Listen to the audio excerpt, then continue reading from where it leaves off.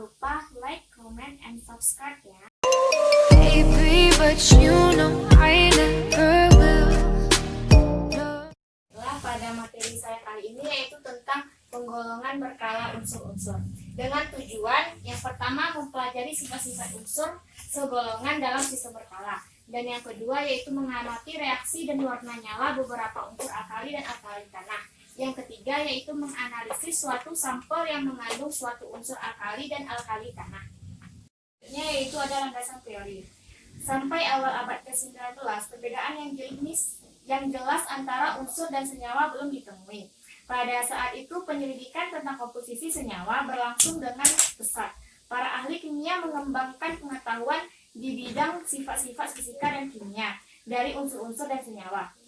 Akibat cepatnya pengumpulan data didapatkan metode sistematis untuk mengelompokkan unsur-unsur. Pada tahun 1869, seorang ahli kimia Rusia, Dmitri Mendeleyev, menggunakan suatu ide cemerlang untuk meramalkan unsur-unsur yang belum dikenal, dan dia menyediakan tempat kosong untuk unsur tersebut dalam sifat berkala.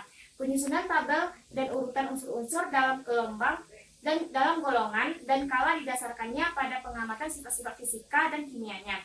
Mendeleyev tidak dapat meramalkan adanya 6 unsur yang belum diketahui tersebut, tetapi juga dapat meramalkan sifat-sifat fisikanya. Pada tahun 1913, Harry Maury, seorang ahli fisika Inggris berumur 25 tahun yang bekerja di laboratorium MZ Rutherford pada University of Manchester, menyelidiki spektrum pancaran sinar X dan menyimpulkan bahwa unsur-unsur harus disusun berdasarkan urutan nomor atom dan bukan pertambahan massa atom. Dengan beberapa pengecualian, kenaikan nomor atom cocok dengan pertambahan massa atom. Tetapi konsep kenaikan nomor atom lebih jelas menunjukkan sifat-sifat berkala. Munculnya sifat-sifat kimia dan fisika secara berkala dikenal dengan hukum periode. Unsur-unsur dalam daftar susunan berkala disusun dalam deretan kolom dan baris. Unsur-unsur dalam kolom vertikal disebut golongan dan mempunyai sifat-sifat kimia yang sama. Baris mendatar disebut perioda, kala atau deret. Ada suatu kecenderungan sifat-sifat fisika dari unsur-unsur dalam satu golongan. Misalnya, density biasanya naik dari atas ke bawah dalam satu golongan. Unsur-unsur satu golongan juga memberikan reaksi kimia yang sama. Pada percobaan ini kita akan mengamati uji nyala dan reaksi-reaksi larutan dari berbagai unsur alkali dan alkali tanah. Uji nyala adalah tes diagnosa yang dilakukan dengan menempatkan sejumlah kecil larutan pada gulungan ujung kawat dan memasukkan kawat ke dalam nyala untuk mengamati warna yang terjadi. Misalnya, natrium memberikan warna nyala kuning, tembaga memberikan warna nyala hijau, dan warnanya pekat dan warna nyala perak tidak kelihatan. Selanjutnya, dari hasil pengamatan yaitu didapatkan dengan nama unsur golongan alkali, yaitu ada Li atau litium dengan warna nyala apinya yaitu warna merah crimson. Selanjutnya ada Na atau natrium, yaitu dengan warna nyala apinya itu kuning keemasan. Selanjutnya ada kalium atau K, dengan warna nyala apinya itu merah dan ada keungu-unguan. Selanjutnya ada Rb atau rubidium, yaitu dengan warna nyala apinya itu biru keungu-unguan dan ada juga ungunya. Sedangkan yang unsur golongan alkali cesium dengan warna nyala apinya biru keungu-unguan. Selanjutnya pada alkali tanah. Di sini ada unsur Be atau berilium, yaitu dengan warna nyalanya itu putih. Jika kita lihat atau kita perhatikan dengan mematikan lampu atau dalam keadaan gelap, maka akan terlihat warna putih.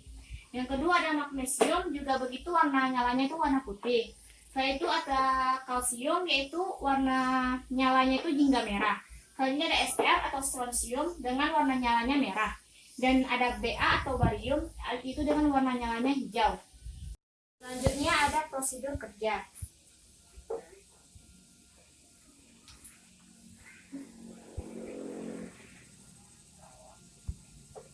Yang pertama itu kita pakai dengan alat-alat itu kawat patina.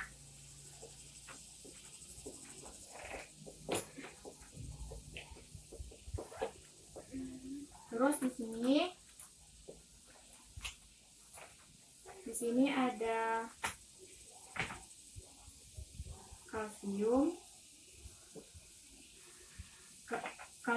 kalsium, strontium, barium, dan juga ada natrium. Di sini kawat platinanya itu kita masukkan dulu dia ke dalam HCl pekat, terus dipanaskan menggunakan spiritus. Selanjutnya dimasukkan ke dalam masing-masing unsur. Dimasukkan ke dalam kalium, ke dalam kalsium, ke dalam strontium, ke dalam natrium, dan juga ke dalam barium. Baiklah, di sini saya akan mempraktekkan dengan cara uji nyala dari larutan-larutan dan unsur-unsur. Yaitu ada bahannya itu yang pertama ada tabung reaksi, yang kedua ada rak tabung reaksi, yang ketiga ada kawat nikrom atau platina, selanjutnya ada lampu spiritus, boleh juga kita ganti dengan lilin, selanjutnya ada pipet tetes, dan juga ada korek api. Bahan-bahannya saya memakai larutan barium, larutan kalsium, larutan kalium, larutan natrium, dan larutan strontium. Baiklah, langkah pertamanya itu kita bakar dulu lilinnya dengan menggunakan korek api tadi.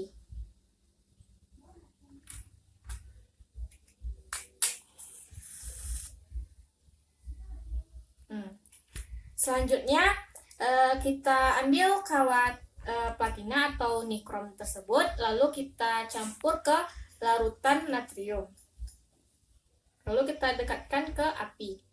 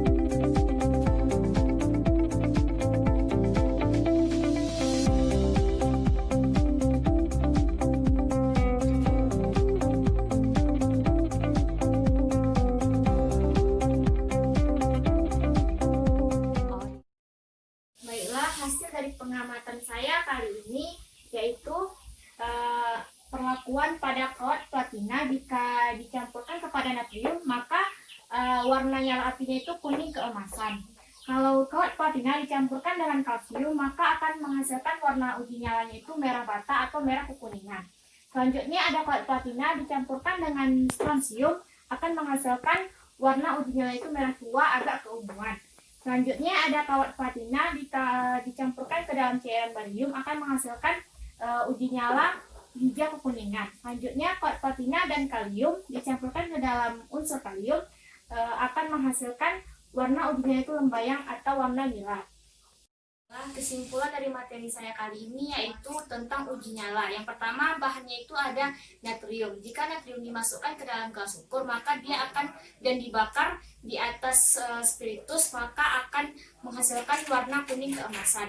Kalau sedangkan kalium, dia akan menghasilkan lembayang atau warna nila. Sedangkan kalsium, dia akan menghasilkan warna merah bata. Tetapi jika kita melihatnya secara seksama, maka akan ada juga hiasan warna kuning. Selanjutnya ada strontium. Strontium itu akan menghasilkan warna merah dan ada juga campuran dengan warna ungu. Dan terakhir itu ada barium dan itu akan menghasilkan warna hijau. Tetapi bukan warna hijau saja, juga ada termasuk warna kuning. Baiklah, sampai di sini yang dapat saya sampaikan. Lebih dan kurangnya saya mohon maaf. Wabillahi taufiq wa hidayah, wa ridha wa inayah. Wassalamualaikum warahmatullahi wabarakatuh. Dadah.